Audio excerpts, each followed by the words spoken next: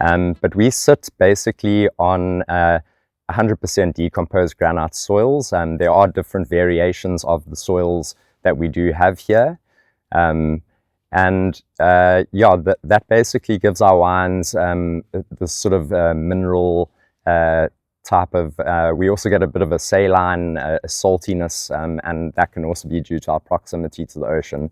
But the soils are not super vigorous, which is actually good for vineyards. You need your vineyards to struggle a bit because the reproductive organ of the vine is the grape. So you want all of your sort of energy to be channeled into the grapes rather than it producing like absolutely massive amounts of leaf and foliage.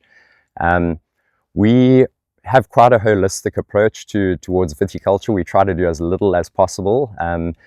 But one thing that I can mention that we do sort of pretty religiously, I'd say, at Journey's End is green harvesting, so removal of sort of bunches which actually lowers the total tonnage that we're getting from those individual blocks, but it really concentrates the flavors in the remainder of the bunches. We also do leaf removal, which I think is highly important, especially on your red grape varietals in this area. Because of our cooler sort of climatic situation, we can often get quite sort of green tannic structures in the wine.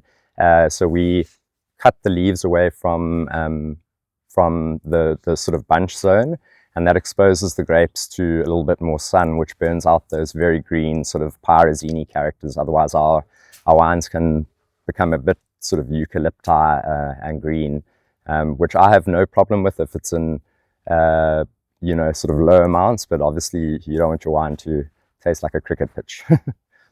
And at Journey's End we're also using a bunch of sort of natural philosophies. We do cover cropping between our vineyard rows, which incorporate nitrogen into the soil. It also prevents soil erosion and sort of brings beneficial insects onto our vineyards as well. So we use it for a multitude of different purposes. We also mulch put the mulch basically over the soil, which actually prevents as much evapotranspiration or water evaporation out of the soil. In South Africa, we've been struggling with, specifically in the Western Cape and parts of the Eastern Cape, with very low amounts of water. We were about 20 days away from day zero in, I think it was 2016 or 2017, which is when the entirety of water would run out in the Western Cape. And luckily we got timeous rains at the time, which filled the dams up. But I think it made people in the Western Cape a lot more responsible with such a special resource that people take for granted. But at Journey's End, we've also constructed water channels right throughout our vineyards, which sort of capture all the water on our very steep slopes and channel them down into our dams. We only use drip irrigation, which is a very water-savvy way of irrigating your vineyards as well. So water for us is a really sort of special and very important obvious resource, specifically if you're in the agricultural sector. We also keep bees on the farm. We have about 60 different beehives currently on the farm. I'm horrendously allergic to bees, so I stay well clear of them. But they're just really indicative of a very healthy sort of natural ecosystem. And I mentioned flowers and the abundance of different flower species that we have in the Western Cape.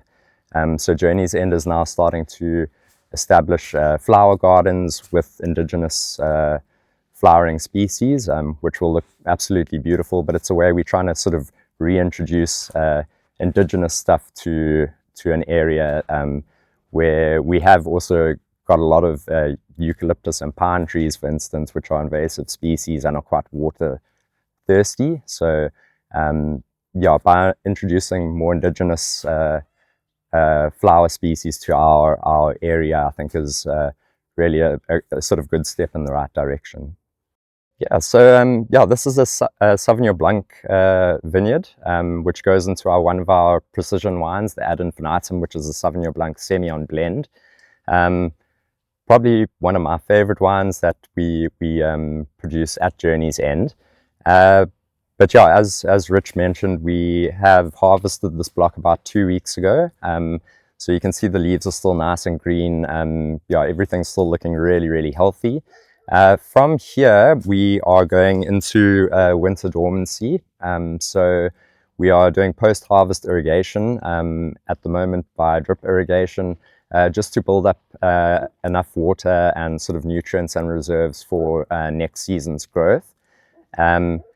Yeah, we'll after winter, when the vines have fallen asleep, and it's actually very important as well that we get very cold temperatures during winter. There's a certain amount of cold units or days at average temperature below a certain temperature, which you actually need for your vineyards to completely fall asleep and go dormant, which is massively beneficial for them, obviously, in the follow-up season. But after winter, basically what we'll do is come through the vines and do a brush cutting. So it's a very rough cutting, roughly about here, just to take all the top stuff off, which we actually use to recompost. And yeah, we fertilize all of our vineyards with the compost that we create out of any of our waste, solid waste that we get from Journey's End. And then closer on towards next season, we'll cut our vines down to about 2 nodes. It does differ depending on the different cultivars that you're doing, and the pruning technique that you actually do want to use on that cultivar. But we'll cut down basically to 2 eyes, very low on the shoot, which is when the following season's growth will basically come from. All of our vines as well at Journey's End are trellised, and the biggest reason for this is because of the astronomical wind speeds that we get. So trellising really helps in keeping the formation of your vines while still getting a really nice harvest, but it prevents our vines from sort of falling over or snapping, which can be completely detrimental. In 2006, we actually lost our entire crop of Chardonnay due to very high wind speeds. We have a wine aptly named the Destination Chardonnay, because my predecessor said to my boss we could only produce 2 barrels of Chardonnay, but they're pretty decent. So Rollo, my boss, said to Leon, who's our wine director, well, let's call the wine the Destination because we're either destined to sink or swim as a business. So yeah, that's where the name sort of aptly came from. So the wind can be massively beneficial to us, but can also be very detrimental if it blows in the wrong times. But that's why we trellis all of our vineyards, just to keep nice structure and prevent unnecessary loss of crop due to the high winds.